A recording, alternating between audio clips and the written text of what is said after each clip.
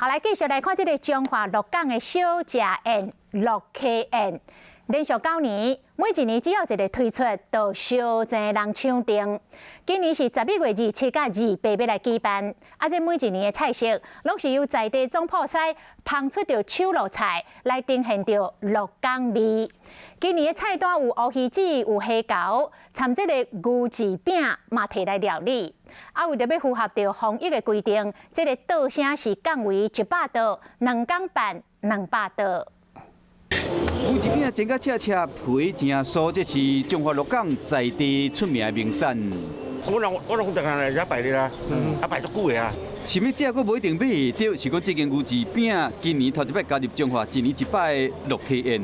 足欢喜的，会使咱全台湾乡知影讲，鹿港有遮好食牛舌饼伫遮安尼。规桌顶的菜，这是连续9年拢真抢市的鹿港小食宴鹿溪宴。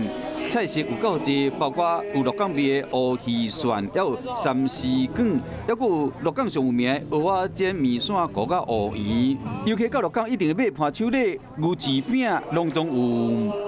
把咱鹿港在地足多小吃呈现于成为一个桌菜，买当个把咱在地真侪这菜色的一个故事，一一都呈现。这拢是鹿港在地总铺师好手艺，一道只要4000块，就使享受5出精彩、10出的主菜加4出的点心，要碗盘做盘手礼，真会好。但是今年因为疫情的关系，那我们在公部门也考量一个安全上的问题，那所以咱今年咱讲办了2个场次，一个场次就是100桌。